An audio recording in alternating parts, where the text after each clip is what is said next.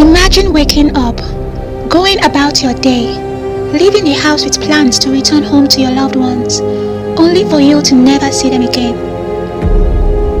This is the gruesome story of how Tiger was killed by his wife Ejimina and her lover Kingsley. On the day of his death, Tiger visited his wife to demand for sex, and when she refused, he decided to beat her up, tear up her clothes and rape her. After this attack, Ejimina ran out of the house to call one of her friends known as Kingsley, who had promised to defend her whenever her husband tries raping her again. When she called him, he decided to call up one of his other friends known as Sonny to accompany him to Ejemina's house to beat up her husband Tiger. On getting to Ejemina's house, he told her to stay outside of the house while he proceeded into the house to beat up Tiger with his accomplice known as Sonny. On getting into the room where Tiger was sleeping, they first of all blindfolded him before they began beating him up. But during the struggle, Tiger had successfully removed the blindfold, revealing the faces of his attackers.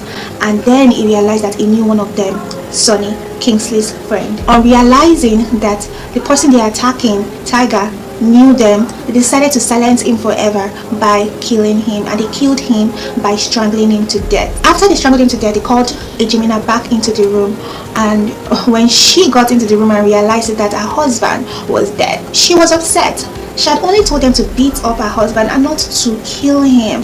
Now at this point, both Ejimina and Kingsley's confession varies. So I'm going to start first with Ejimina's side of the confession. According to Ejimina, she was upset with Kingsley and his friend Sonny for killing her husband. And as a result of that, Kingsley then threatened her that if she ever tells anybody that he and his friend killed her husband, he is going to come back and kill her and her kids. He then forced her to show them where they would bury her husband's body, so she directed them to bury the body at the back of her house in a shallow grave. Afterwards, she took Tiger's car and then abandoned it in a nearby market area. She then took his phone and texted his friends and his family members, telling them that he has traveled out of Port Harcourt City and that they will not be able to reach him anytime soon. She then went ahead to sell his phone for 15,000 naira. According to Ejimina, Kingsley then called her up and started threatening her and demanded for money from her, and she ended up giving him a total sum of 150,000 naira. She also started having sex with him. Now let's go to Kingsley's part of the confession. Kingsley admitted that Ejimina never told him to kill her husband Tiger, but that he never threatened her or her kids. According to Kingsley, on getting to realize that her husband was dead, she quickly switched to trying to cover up the crime together with him and Sonny. So she then decided that they would bury his body behind her house in a shallow grave, which they did. It did not mention anything about what they did with the car or what they did with his phone. It seemed like she did all of the disposing by herself. Kingsley then said that he had received a call from Ejimina a few days later, during which she offered him 30,000 naira, which he accepted. She then invited him to a nearby hotel to have sex with her, and he gladly went along with it. He reported that they had sex 2 more times on 2 different occasions, after which he started getting tired of it because to him it seemed like she was trying to turn him to her new husband and he was not having it. So he decided to avoid her. According to Ejimina, she had met her husband Tiger in 2014 when they started dating in Port Harcourt City. He had 2 kids and she had 4 kids. He then begged her to try and be frequenting his house more often to take care of the 2 children because he was often out of the state for work. So she was frequenting his house and her house every 2 weeks to take care of his kids and then take care of her kids. The following year, he lost his job and they had to relocate from Port Harcourt City to Buguma village. On getting to the village, he took the opportunity to just pay a bride price and they ended up getting married traditionally in the year 2016. And that was when, according to Ejimina, she saw the aggressive part of Tiger. He started fighting more often with her, beating her up, getting angry unnecessarily. After a few months, he was able to rent an apartment in Port Harcourt City, so he relocated from Buguma village to Port Harcourt City alone, leaving his kids and her children as well with her in the village. Tiger then went ahead to prevent Ejimina and her kids and his kids from visiting him in Port Harcourt City from the village.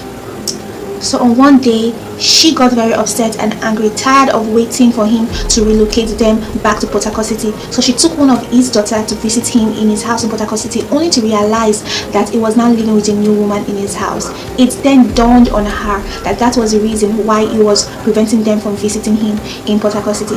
After this event, she succeeded in renting a new apartment in Port Harcourt City and relocated back to Port Harcourt with her kids and his kids as well.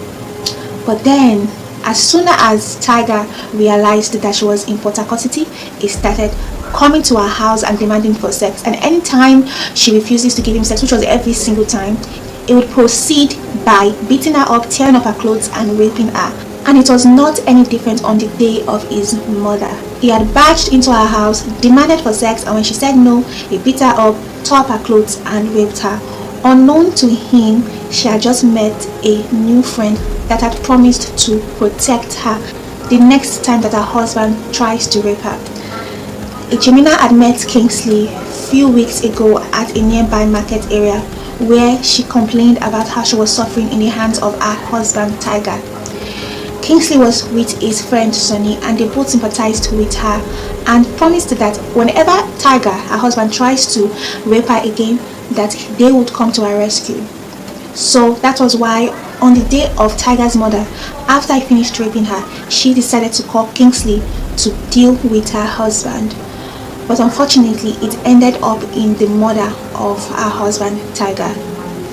Remember I told you that Ejimina had taken Tiger's phone to text his friends and family members that he was going to be out of the state and they will not be able to reach him for a while. Well, a while turned into weeks and months and his friends and family members were worried. So they decided to call the police station to complain about him being missing. And this sparked up an investigation on the whereabouts of Tiger. This led to the police arresting Ejimina, who confessed everything to them and then led them to arrest Kingsley and his accomplice Sonny. This is a sad story because both of them are victims, because if she really was getting raped by her husband, it's not funny. I just wished that she would have gone to the police station rather than taking matters in her own hands. And I also believe she was also angry about the fact that he abandoned her kids, his kids, with her in the village and then went to go and start staying with another woman. Yes. Tiger is also a victim. He doesn't deserve to get murdered. Nobody has the right to take the life of anybody apart from people who are legally allowed to. So on that note, I will advise that if you are being maltreated by anyone, first take it to the police. Do not take matters into your hands. Do not take laws into your hands. And stay away from murdering people. Stay away from raping people or beating people up and things like that. Yes, it doesn't always end well. That's all I have for you. Do not forget to like this video. Don't forget to share with your friends and family. Also click on that subscribe button if you like videos like this.